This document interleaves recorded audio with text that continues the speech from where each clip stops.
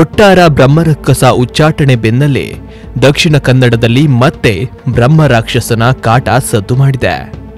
ದಕ್ಷಿಣ ಕನ್ನಡದ ಮೂಡಬಿದ್ರೆಯಲ್ಲಿ ವಿಚಿತ್ರ ಶಕ್ತಿಯೊಂದು ಬೆನ್ನತ್ತಿದ ಅನುಭವವನ್ನ ಮೂಡಬಿದ್ರೆಯ ಯುವಕ ಹಂಚಿಕೊಂಡಿದ್ದು ಶ್ರೀ ಕೊಡಮಣಿತ್ತಾಯ ದೈವದ ಕಾರಣಿಕದಿಂದ ಬಚಾವಾಗಿದ್ದಾರೆ ಎನ್ನಲಾಗಿದೆ.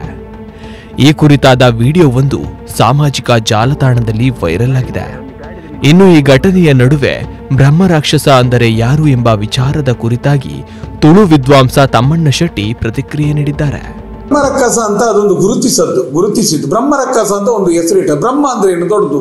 ಬ್ರಹ್ಮರಥ ಹೇಳ್ತೇವೆ. ಬ್ರಹ್ಮರಥ ಒಂದು ಆತ ದೊಡ್ಡ ಶಕ್ತಿಗೆ ಬ್ರಹ್ಮರಕ್ಕಸ ರಾಕ್ಷಸ ಅಂತ ಹೇಳಿದ್ದಾರೆ. ಕೆಲವು ಜನರಿಗೆ ಇದರ ವಿಚಾರದಲ್ಲಿ ಇನ್ನೂ ಸ್ಪಷ್ಟತೆ ಬೇಕಾಗ್ತದೆ. ಯಾಕಂತ ಹೇಳಿ ಕೆಲವರು ಮದುವೆಯಾಗದಂತ ಬ್ರಹ್ಮಚರ್ಯ ಇರುವಂತ ವ್ಯಕ್ತಿ ಸತ್ತಾಗ ಬ್ರಹ್ಮರಕ್ಕಸ ಆಗುವಂಥದ್ದು ಅಂತ ಹೇಳ್ತಾ ಇದ್ದಾರೆ. ಕೆಲವರು ಬ್ರಾಹ್ಮಣರು ಸತ್ತರೆ, ಇಂಥವರ ಸತ್ತರೆ, ಷೋಡಶೋಪಚಾರ ಉಪನಯನಾದಿಗಳು ಬೇರೆ ಬೇರೆ ಕ್ರಮಗಳಾದವರು ಸತ್ತರೆ, ಮಕ್ಕಳ್ಗಟ್ಟಿನ ವ್ಯಕ್ತಿಗಳಾದ್ರೆ ಬ್ರಹ್ಮರಾಕ್ಷಸರು ಅಂತ ಹೇಳಿದ್ದಾರೆ. ನೋಡಿ, ಇದಕ್ಕೊಂದು ಗೌರವ ಸೂಚಿತವಾದಂಥ ಹೆಸರನ್ನು ಇಟ್ಟಿದ್ದಾರೆ. ಮಾತ್ರ ಇಲ್ಲಿ ಯಾರೇ ಇರಲಿ, ಅತ್ಯುನ್ನತವಾದಂಥ ಒಂದು ಯಾರಾದರೂ ಪ್ರಧಾನಿ ಆದವರೋ, ರಾಷ್ಟ್ರಪತಿ ಆದವರೋ, ದೊಡ್ಡ ದೊಡ್ಡ ಸ್ವಾಮಿಗಳು, ಮಠಾಧಿಪತಿ ಯಾರೇ ಸಾಯಲಿ, ಎಂಥದೇ ಸಾಯಲಿ, ಸತ್ತ ನಂತರ ಅವರೆಲ್ಲರೂ ಪ್ರೇತಾತ್ಮಗಳಾಗ್ತಾರೆ ವಿನ ಅದರಲ್ಲಿ ಒಂದು ಪ್ರೇತಗಳ ವಿಂಗಡಣೆ, ಒಬ್ಬ ದೊಡ್ಡವನ ಪ್ರೇತ ಮತ್ತು ಅಲಿಯಗಟ್ಟಿನ ಪ್ರೇತ, ಮಕ್ಕಳ್ಗಟ್ಟಿನ ಪ್ರೇತ, ಇಂಥ ಪ್ರೇತಗಳು ಇಲ್ಲ. ಪ್ರೇತಗಳಲ್ಲಿ ಸತ್ತ ನಂತರ ನಿಮಗೆ ಲಿಂಗಭೇದಗಳು ಇರುವುದಿಲ್ಲ. ಅದು ಹೆಂಗಸರ ಪ್ರೇತ, ಗಂಡಸರ ಪ್ರೇತ ಅಂತಲೂ ಇಲ್ಲ. ಯಾರು ಎಷ್ಟು ದೊಡ್ಡ ವ್ಯಕ್ತಿಯೇ ಸಾಯಲಿ, ಜಗದ್ಗುರುವೇ ಸಾಯಲಿ, ಅವರು ಸತ್ತ ನಂತರ ಅದು ಆಗುವಂಥದ್ದು ಪ್ರೇತವೇ ಆಗುವಂಥದ್ದು. ನಮ್ಮಲ್ಲಿ ಪ್ರೇತಕ್ಕೆ ಅದರ ಮಾತುಗಳಿದೆ. ಪ್ರೇತ ಎಂಬುದನ್ನು ಇದನ್ನು ಬ್ರಹ್ಮ ರಾಕ್ಷಸ ಅಂತ ಗುರುತಿಸಿದ್ರೆ ಅನೇಕ ಕಡೆಗಳಲ್ಲಿ ಮತ್ತೆ ದೈವಾರಾಧನೆಯ ವ್ಯಾಪ್ತಿಯಲ್ಲಿ ಇಂಥದ್ದೆಲ್ಲ ಬರುವುದಿಲ್ಲ. ಯಾಕಂತ ಹೇಳಿದರೆ ಇಲ್ಲಿ ಎಲ್ಲಿಯಾದರೂ ಗ್ರಾಮ ದೈವಕ್ಕೆ ಸಂಬಂಧಿಸಿದಂಥ ಗಡಿಕಾರನೋ ಅಲ್ಲ ಚಾಕರಿ ವರ್ಗದವರೋ ನರ್ತಕರೋ ಸಂಬಂಧಿಸಪಟ್ಟಂಥವರು ಮರಣಪಟ್ಟರೆ ಅವರ ಪ್ರೇತವನ್ನು ಬಿಡಿಸುವಂಥ ಕ್ರಮಗಳಿದೆ. ಪ್ರೇತವೇ ಕೈ ಎತ್ತಿ ಕೊಡುವಂಥ ನಿಯಮ, ದೈವವೇ ಪ್ರೇತಗಳನ್ನು ಕೈ ಎತ್ತಿ ಕೊಡುವ ನಿಯಮಗಳಿದೆ. ಅದಕ್ಕೆ ಇನ್ನೊಬ್ಬನ ಆಯ್ಕೆಯಾಗಬೇಕಾದ್ರೆ ಇಂಥ ಪ್ರಕ್ರಿಯೆಗಳು ನಡಿಬೇಕಾಗ್ತದೆ. ಇನ್ನೊಂದು ವರ್ಗಗಳಿದೆ. ಈ ನಮ್ಮಲ್ಲಿ ದೈವಾರಾಧನೆಯ ನಿಯಮ ಒಂದು ಕಠಿಣವಾದ ಕಟ್ಟುಪಾಡಿದ್ದರಿಂದ ಆ ಪರಿಸರಗಳಲ್ಲಿ ನಿಮಗೆ ಕೋಲಿಗುಂಟ, ಅದಕ್ಕೆ ಮೂರ್ತಗಳು, ಗೊನೆಮೂರ್ತಗಳು ನಡೆದ ಮಧ್ಯದಲ್ಲಿ ಗಲಾಟೆಗಳು, ಡೊಂಬಿಗಳು ಏನಾದರೂ ಮಾಡಿ ಆ ಕ್ಷೇತ್ರಕ್ಕೆ ಅಪಚಾರ ಮಾಡಿದರೆ, ಆ ಕ್ಷೇತ್ರದಿಂದ ಕಳ್ಳತನ ಮಾಡಿದರೆ, ಆ ಕ್ಷೇತ್ರದಲ್ಲಿ ರಕ್ತಪಾತಗಳನ್ನು ಮಾಡಿದರೆ, ಏನೇ ಇರ್ಬೋದು, ಶಿಸ್ತು ನಿಯಮಗಳನ್ನು ಉಲ್ಲಂಘಿಸಿದರೆ ಆ ವ್ಯಕ್ತಿಯ ಪ್ರೇತಗಳು ದೈವದ ಕೈಯಲ್ಲಿ ಇರ್ತದೆ. ಅದನ್ನು ಬಿಡಿಸುವಂಥ ನಿಯಮಗಳು ಇತ್ತು. ಈ ಕೆಲವೊಂದು ಕಡೆಗಳಲ್ಲಿ ಗ್ರಾಮ ದೈವಗಳಲ್ಲಿ ಇಂಥ ವ್ಯವಸ್ಥೆಗಳೆಲ್ಲ ಇದೆ. ಹಾಗಂತೇಳಿ ಇಂಥ ಒಂದು ನೀವು ಹೇಳಿದಂಥ ಬ್ರಹ್ಮರಾಕ್ಷಸ ಎಂಬುದು ಒಂದು ಹೆಸರಿಟ್ಟದ್ದು. ಅದು ಬ್ರಹ್ಮರಾಕ್ಷಸ ಎಂಬುದನ್ನು ಎಲ್ಲ ಪ್ರೇತದಾಗಿ ಅವರು ಬಿಟ್ಟುಕೊಂಡು ಅವರಕ್ಕೆ ಸಂಬಂಧಪಟ್ಟಂಥ ಕುಟುಂಬದವರು ಪಡ್ಕೊಂಡು ನಮ್ಮ ಕುಟುಂಬಗಳಲ್ಲಿ ಅದನ್ನು ಆರಾಧನೆ ಮಾಡಿಕೊಂಡು ಬರುವಂಥ ನಿಯಮಗಳಿರುವಂಥದ್ದು. ಅನೇಕ ಕಡೆಗಳಲ್ಲಿ ಬ್ರಹ್ಮ ರಾಕ್ಷಸನನ್ನು ಇಲ್ಲಿಂದ ಹೋಗುವುದಿಲ್ಲ, ದೇವರ ಜಾಗದಲ್ಲಿ ಕಡೆಗಳಲ್ಲಿ ಇಟ್ಟು ನೀವು ಆರಾಧನೆ ಮಾಡಿ ಅಂತ ಕೊಡುವಂಥದ್ದು ಇದೆ.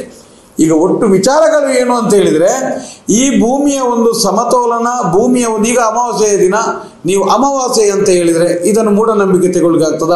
ಇದು ಒಂದು ಪ್ರಾಕೃತಿಕ ವಿಚಾರ. ಅಮಾವಾಸ್ಯೆಯ ದಿನ ಕಡಲಿನ ಏರಿಳಿತವೂ ವ್ಯತ್ಯಾಸಗಳಿರ್ತದೆ, ಕಡಲಿನಲ್ಲೂ ಒಂದು ಉಬ್ಬರಗಳಿರ್ತದೆ. ನೀವು ಸೂಕ್ಷ್ಮವಾಗಿ ಗಮನಿಸಿದರೆ ಅಲ್ಲೆಲ್ಲ ಬೇರೆ. ಕತ್ತಲೆಯಲ್ಲೇ ಗಮನಿಸಿದಾಗ ನೋಡಿ, ಅದು ಕೆಲವು ಜನ ಮನುಷ್ಯನನ್ನು ಗಣಗಳಾಗಿ ವಿಂಗಡಿತಾರೆ. ದೇವಗಣ, ಮನುಷ್ಯಗಣ, ರಾಕ್ಷಸಗಣ ಅಂತ. ಉದಾಹರಣೆಗೆ ಆ ದೇವಗಣ ಇದೆಲ್ಲವೂ ಅವರವರ ಒಂದು ಗುಣ, ಒಂದು ಕೆಟಗರಿಯಾಗಿ ವಿಂಗಡಿತಾರೆ. ಬಹುಶಃ ಈ ಕಾಲದಲ್ಲಿ ಅವರಿಗೆ ಕಂಡಂಥ ಆ ಒಂದು ಅಗೋಚರವಾದಂಥ ಶಕ್ತಿಯ ಬಗ್ಗೆ ನಾವು ಇಲ್ಲಿಂದ ಸರಿ ತಪ್ಪು ಅಂತ ಹೇಳುವಂಥದ್ದಿಲ್ಲ. ಯಾಕಂತ ಹೇಳಿದರೆ ಎಲ್ಲರ ದೃಷ್ಟಿ, ಎಲ್ಲರ ಭಾವನೆ, ಎಲ್ಲರ ಮನಸ್ಸುಗಳಿಗೆ ಒಂದೊಂದು ರೀತಿಯ ವಸ್ತುಗಳು. ಈಗ ಒಂದು ಸೂರ್ಯನನ್ನೇ ದಿಟ್ಟಿಸಿ ಒಮ್ಮೆ ನೋಡಿದಾಗ ನಮಗೆಲ್ಲವೂ ಕೆಂಪು ಪೊರೆಯಾಗಿ ಕಾಣುತ್ತದೆ. ಕೆಲವು ಸಲ ಕಣ್ಣು ಮುಚ್ಚಿ ನಾವು ಬಿಟ್ಟಾಗ ಒಂದು ರೀತಿಯ ಪೊರೆಗಳು ಕಾಣ್ತದೆ. ಮತ್ತು ಇದು ಎಲ್ಲವೂ ಅವರವರ ಶರೀರಕ್ಕೆ ಇದು ಆಗುವಂಥದ್ದು. ಆಗಿರುವಾಗ ಇದೊಂದು ಒಟ್ಟು ಇಂಥ ಶಕ್ತಿಗಳು ಇಲ್ಲ ಅಂತ ಹೇಳಲಿಕ್ಕೆ ಆಗೋದಿಲ್ಲ. ಪ್ರಾಕೃತಿಕ ವೈಪರೀತ್ಯದಲ್ಲಿ ಪ್ರಾಕೃತಿಕಕ್ಕೆ ಸಂಬಂಧಪಟ್ಟಂಥ ಬೇರೆ ಬೇರೆ ಶಬ್ದಗಳು. ಈ ಕಾಲದಲ್ಲಿ ಕರೆಂಟ್ ಇರುವಂಥ, ಬೆಳಕಿರುವಂಥ, ಜನಸಂದಣಿ ಇರುವಂಥ ಈ ಕಾಲದಲ್ಲಿ ಮೊಬೈಲಲ್ಲಿ ಸೆರೆ ಹಿಡಿಯುವಷ್ಟು ಸಿಕ್ಕುವಷ್ಟು ದೈವ ಸಿಕ್ಕುವುದಂತನ್ನು ಹೇಳುವಂಥದ್ದು ಮಾತ್ರ ಯಾವ ರೀತಿ ಇದೆ ಅಂತ ಹೇಳುವಂಥದ್ದು ಪ್ರಶ್ನಾರ್ಥಕವಾಗಿರ್ತದೆ. ಯಾಕಂತೇಳಿ ನೋಡಿ, ಅನೇಕ ಕಡೆಗಳಲ್ಲಿ ನಿಮಗೆ ಮುಂಚೆ ಅದನ್ನು ಪೆಟ್ಟು ಸಿಕ್ಕುವುದಂತ ಹೇಳುವಂಥದ್ದು. ಯಾಕಂತ ಹೇಳಿದರೆ ಒಂದು ಆಕಸ್ಮಿಕವಾಗಿ ಒಂದು ಶಬ್ದಗಳು ಒಂದು ಭಯಗೃತವಾದಾಗ ಸ್ತಂಭನ ಆಗುವಂಥದ್ದು ಇರ್ಬೋದು, ಅದು ಅಂಥದ್ದು ಇರ್ಬೋದು. ಅನೇಕ ಕಡೆಗಳಲ್ಲಿ ಮುಂಚಿನ ಈ ಎದುರಿಸುವಂಥದ್ದು ಇಂಥ ಇತ್ತು. ನಾವು ಇವತ್ತಿಗೂ ನಾವು ಒಂದು 40 ವರ್ಷಗಳಲ್ಲಿ ನಮ್ಮ ಅನುಭವಗಳಲ್ಲಿ ಈ ಸೇಂದಿ ತೆಗಿಲಿಕ್ಕೆ ಹೋಗುವವರು, ಬೆಳಿಗ್ಗೆ ಎಲ್ಲ ಗದ್ದೆಗೆ ಹೋಗುವವರು, ಕಾಡಿಗೆ ಹೋಗುವವರೆಲ್ಲ ಅವರಷ್ಟೇ ಬಾಯಿಯಲ್ಲಿ ಒಂದು ರೀತಿಯ ದೈವಗಳ ಸಂಧಿಗಳನ್ನು ಆಡ್ಕೊಂಡು ಹೋಗ್ತಿದ್ರು. ಯಾಕಂತ ಹೇಳಿದ್ರೆ ಶಬ್ದದ ತರಂಗಗಳಲ್ಲಿ ಕೆಲವೊಂದು ವಿಚಾರಗಳು ಪರಿವರ್ತನೆಗಳಾಗ್ತದೆ.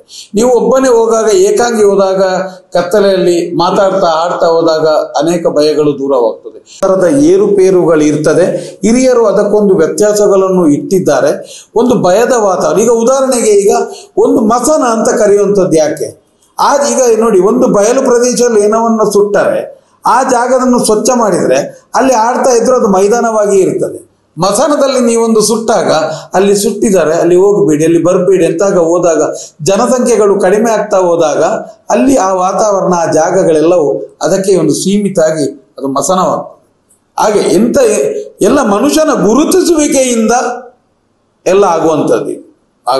ಒಂದು ಶಕ್ತಿ ಈ ನಮ್ಮ ದಕ್ಷಿಣ ಕನ್ನಡ ಜಿಲ್ಲೆಯಲ್ಲಿ ಒಂದು ಶಕ್ತಿ, ಒಂದು ಖಂಡಿತವಾಗಿ ಒಂದು ಶಕ್ತಿಗಳು ಇದ್ದೇ ಇದೆ. ಅವರವರ ಕಣ್ಣಿಗೆ ಒಂದು ರೀತಿಯಲ್ಲಿ ಗೋಚರವಾದಾಗ, ಈಗ ಒಬ್ಬನಿಗೆ ಮೈಯಲ್ಲಿ ಶರೀರ ಬಂತು, ಕೆಲವು ಕಡೆಯೆಲ್ಲ ಶರೀರ ಬಂದಾಗ ದರ್ಶನ ಬಂತೇಳಿ ಅದು ಇಂಥದ್ದೇ ದೇವಿ, ಇಂಥದ್ದೇ ಶಕ್ತಿ ಅಂತ ಅವನನ್ನು ಗುರುತಿಸಿ ಪಾಪ ಫಿಕ್ಸ್ ಮಾಡಿಬಿಡ್ತಾರೆ. ಹಾಗಂತೇಳಿ ನೀವು ಸೀದಾ ಅದಕ್ಕೆ ಏನೋ ಇಲ್ಲ, ನೀವು ಅಂಥ ದರ್ಶನದ ನಿಯಮ ಇಲ್ಲ, ಎಲ್ಲಿ ಅದೊಂದು ನರದ ಡಾಕ್ಟರ್ಗೆ ಸಂಬಂಧಪಟ್ಟ ಟೆಸ್ಟ್ ಮಾಡಿಸಿ ಅದನ್ನು ಗುಣ ಮಾಡಿ ಅಂತ ಗುಣ ಆದದ್ದು ಇದೆ. ನೀವು ಈ ಕಡೆಯಿಂದ ಜೀವನ ಪರ್ಯಂತ ಅವನು ಇಂಥದ್ದೇ ನನಗೆ ಶರೀರದಲ್ಲಿ ಅದು ಬರ್ತದೆ ಇದು ಬರ್ತದೆ ಹಾಗೆಲ್ಲ ಬರುವುದಿಲ್ಲ. ದರ್ಶನ ಎಂಬುದು ಶರೀರ ಪ್ರವೇಶವಾಗುವುದು ಗ್ರಾಮ ದೈವಕ್ಕೆ ಸಂಬಂಧಪಟ್ಟ ದೈವದ ಪಾತ್ರೆಗೆ ಬೇರೆರಡು ಕಡೆಗಳಲ್ಲಿ ಪತಿಮಾನಿಚ್ಚಲು ಮತ್ತೆ ಡಿಡಿ ಸಿರಿಮುಟ್ಟೆ ಒಬ್ಬ ಮಾನಿ ಮತ್ತೆ ನರ್ತಕ ಈ ಎರಡು ವಿಭಾಗಗಳಿಗೆ ಬರುವಂಥದ್ದು ಬಿಟ್ಟರೆ ಅಲ್ಲಲ್ಲಿ ದರ್ಶನಗಳು ಬರುವಂಥದ್ದು ಇದೆಲ್ಲವೂ ಮಾನಸಿಕತೆಗೆ ಸಂಬಂಧಪಟ್ಟ ವಿಚಾರಗಳು.